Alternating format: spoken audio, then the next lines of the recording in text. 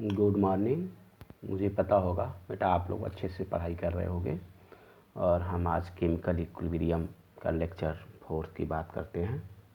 Lecture 4 में क्या है, जैसे आप ये देखोगे कि ये इन विच द फॉलोइंग इक्विलिब्रियम के पी एंड के सी आर नॉट इक्वल, किस इक्वेशन के लिए के पी और के सी आपस में बराबर नहीं है। सबसे पहले ऐसे प्रॉब्लम को सॉल्व करते समय आप उस रिलेशन को फाइंड आउट करोगे जो के पी और के सी में पाया जाता है। के पी इक्वल टू क्या होता है, के सी एंड आर टी का पावर डेल्टा एन, और डेल्टा एन पर ही वैल्यू के पी और के सी डिपेंड करता है। यदि नॉट इक्वल की बात किया जाए यानी जिसके लिए डेल्टा एन की वैल्यू 0 नहीं होगा, वह आपका इक्वेशन के पी के सी के बराबर नहीं होगा।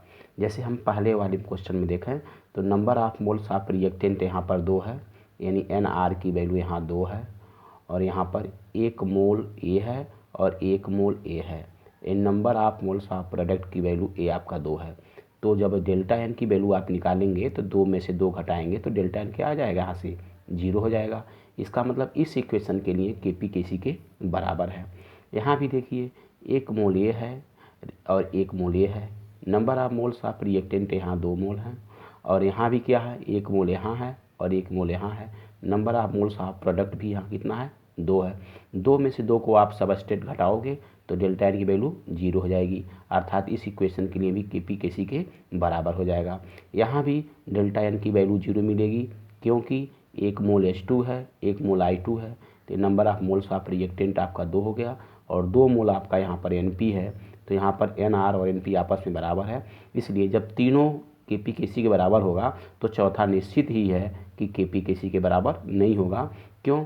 क्योंकि सॉलिड है, सॉलिड का नंबर ऑफ मोल्स लेते नहीं हैं। यहाँ पर 1 होगा, number of moles of reactant आपका 1 होगा, और यहाँ पर number of moles of product आपका 2 हो गया, यानी आपस में बराबर नहीं है, इसलिए के पी के सी के बराबर नहीं होगा। This is your correct answer. अब हम लोग बात करते हैं किसके लिए के पी के सी, के पी जो है के सी से बड़ा होगा। के पी को के सी से बड़ा होने के लिए delta n greater than 0 means positive होना चाहिए। पॉजिटिव होने का मतलब number of moles of product is always greater than number of moles of reactant. अब ये कंडीशन हम अप्लाई करें, जैसे यहाँ पर डेल्टा एन की वैल्यू क्या मिलेगी, डेल्टा एन की वैल्यू आपकी यहाँ 0 होगी। यहाँ पर डेल्टा एन की वैल्यू क्या मिलेगी, डेल्टा एन की वैल्यू 0 होगी। जब डेल्टा एन की वैल्यू 0 होगी उस समय क्या होता है, के पी के सी के बराबर होता है। यहाँ पर आप देखिए, यहाँ भी डेल्टा एन की वैल्यू क्या है, आपकी 0 है, लेकिन यहाँ देखिए number of moles of reactant यहाँ 1 है, यहाँ number of moles of product कितना है, 1 मोल ए है और 1 मोल ए है, तो आपका 2 हो गया। अर्थात वो कंडीशन यहाँ अप्लाई है, number of moles of product is equal to number of moles of reactant, therefore K P is always greater than K C, means this your option is the correct. अब प्रश्न आता है find out the value of K P. यहाँ पर के P को value निकालने के लिए हम पार्शियल प्रेशर ऑफ प्रोडक्ट लिखते हैं। कभी भी सॉलिड का हम लोग पार्शियल प्रेशर नहीं निकाल सकते हैं, और यहाँ पर ये पार्शियल प्रेशर किसका है, आपका पार्शियल प्रेशर ऑफ CO2 है। अपान क्या हो जाएगा, पार्शियल प्रेशर ये भी आपका सॉलिड है तो इसका भी पार्शियल प्रेशर 1 होगा, कांस्टेंट होगा, इसका भी पार्शियल प्रेशर 1 होगा। इसका मतलब यहाँ से आपका आंसर आ जाएगा K P equal to partial pressure of CO2। ये क्वेश्चन बेटा आपके एग्जाम में नीट में आया हुआ है, इसलिए खूब अच्छे से इसको समझिए और मैक्सिमम क्वेश्चन न्यूमेरिकल लगाइए। जब अच्छे से अच्छे न्यूमेरिकल लगाएंगे तभी आपकी फिजिकल केमिस्ट्री स्ट्रांग होगी। देखिए एक इक्वेशन दिया हुआ है A + B रिवर्सफुल C + D। यहाँ पूछा जा रहा है कि यहाँ पर क्या होगा, यहाँ पर क्या होगा। जैसे t = 0 पर जब भी हम लोग 0 कंडीशन लेते हैं, टाइम 0 होता है, उस समय प्रोडक्ट कुछ भी नहीं बनता है, मीन्स 0 हम लिखते हैं। अब प्रश्न आया जब इक्विलिब्रियम स्टेट पर जाता है तो C/D 2 मोल बना। जब 2 मोल बना तो रिमेनिंग इस स्टेट पर ए की अमाउंट जो होगी वो 4 में से 2 घटा देंगे, वो आपका रिमेनिंग ए अमाउंट आई। यानी यहाँ पर इसके जगह पर क्या हो जाएगा, यहाँ भी 2 हो जाएगा और यहाँ भी 2 हो जाएगा। यहाँ क्या भरेंगे, 0 भरेंगे।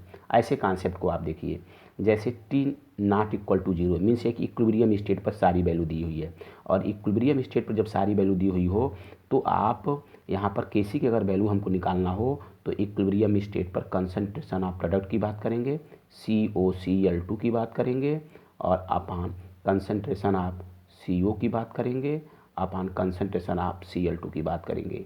अब यहाँ पर जो कंसंट्रेशन दिया हुआ है वो मोलर कंसंट्रेशन दिया है, number of mole per unit volume में दिया हुआ है। ये वैल्यू आपकी इतनी होगी 0.2 अपॉन 0.1 इंटू 0.1, और यहाँ से आप लिख सकते हैं 0.2 अपॉन 0.001। इसको आप सॉल्व करेंगे तो इससे और आंसर मिल जाएगा।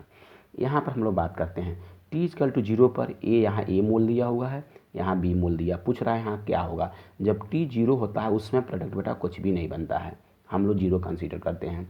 और t जब इक्विलिब्रियम स्टेट जब हो जाता है तो अगर C और D 2 मोल बना तो यहाँ पर जो अमाउंट बनेगी ए में से हम इतना माइनस कर देते हैं, यानी A-2 and B-2, this your answer.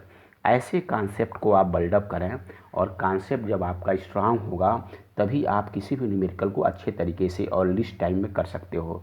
NEET में सिलेक्शन लेने के लिए सबसे इम्पॉर्टेंट होता है कि जब भी आप क्वेश्चन को सॉल्व करें तो उस क्वेश्चन को सॉल्व करने के तरीक़ों को नीट एंड क्लीन आप समझें कि कैसे न्यूमेरिकल सॉल्व किया जाता है।